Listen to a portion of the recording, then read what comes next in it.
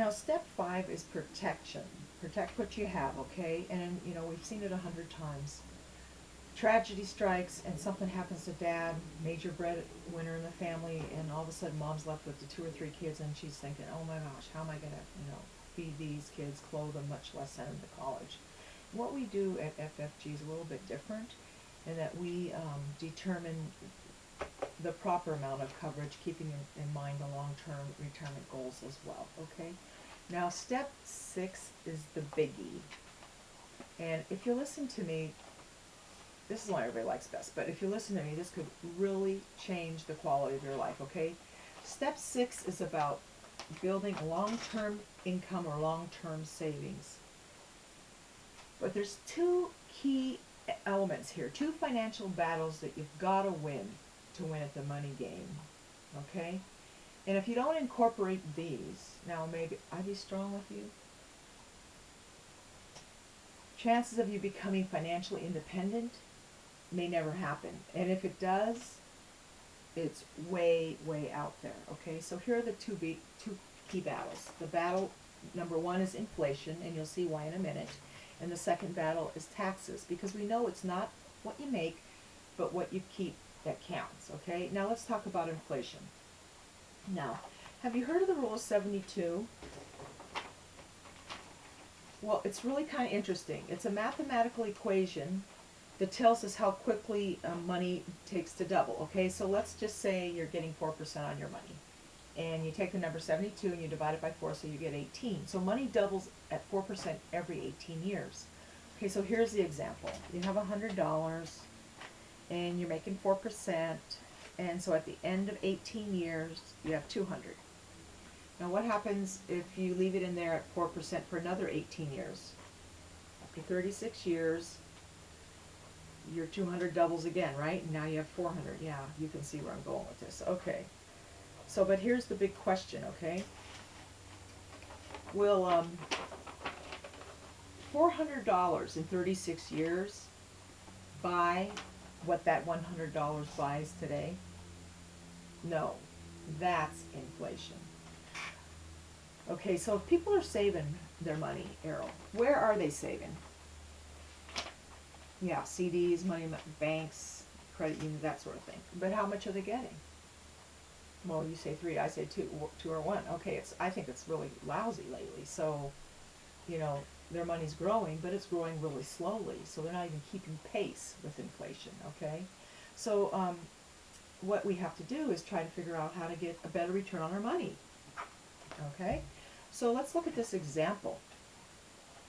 Here's somebody that has $10,000 at age 29. He puts it in this fund and leaves it there at 4%, and so it's going to double every 18 years, and now he's 65. Okay, so now he's 65 with $40,000. Let's say this is you. You've got 40 grand, you're 65, you want to retire. The house is paid for, the kids are gone, and you've got 40 grand. And you want to go to Reno. No, I'm just teasing. What will you do with that? How long will that last you? Oh, the way you spend, not very long, right? Just kidding. Okay. If you're frugal, a year and a half. If you're lucky, yeah, year and a half, 2 years. Okay. But if you can get a better rate of return, 6, 8, 10%, 12, would you have more financial independence? The answer is yes. So look at this example. At 6%, it's going to double every 12 years. Look here. At 8%, it's doubling every 9 years. At 12%, it's doubling every 6 years. Okay? Okay? So now the same $10,000 at 12%, this guy's 65, and it's grown to $640,000. Wow.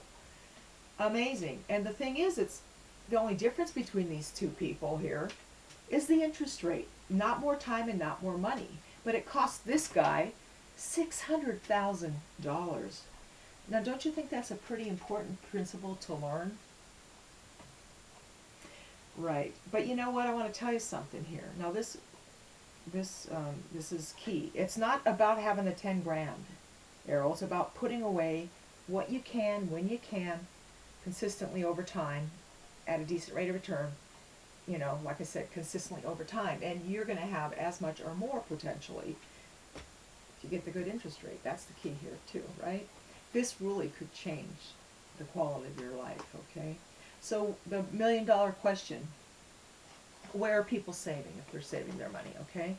Well, there's three places that people are saving, and I'm going to go over these three strategies, and I want you to keep in mind the one that is most interesting to you for when we get back together. Okay, the first one is the fixed method, right? The fixed strategy. And you know, that's your bank, your CDs, money markets, that sort of thing. Now, yeah, it's safe, right? And it's getting what, 2%, you said? But is it really safe? What's your biggest risk is your risk of inflation, right? Because you're not keeping up at all. Now, the opposite end of the spectrum, right, is the market. So over here, we've got the stock market, stocks and mutual funds, that sort of thing.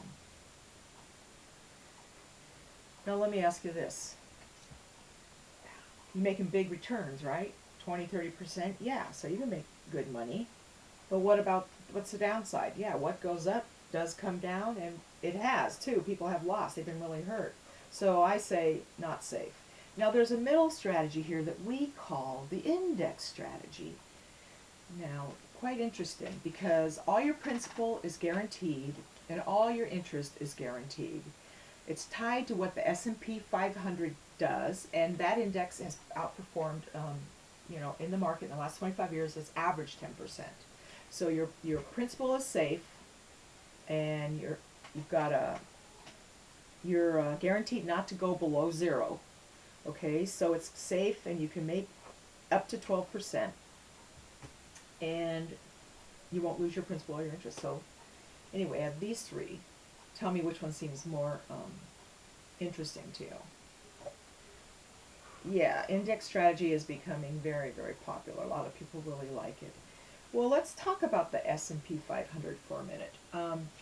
S&P, Standard & Poor's 500, the 500 largest corporations that make up 70% of the American economy, okay? Technology, utilities, healthcare, big corporations. And if you look at what they've done in over 25 years, it's averaged 10%. So, you would have been happy if you'd gotten 10%, right? In 25 years on your money? Yeah, that's right. So this is really, really a neat place, a neat strategy. Now, if this is something that you're interested in, we can talk about details, on a next appointment. But right now, I'm just going to talk to you about this. Now, remember, we're not going to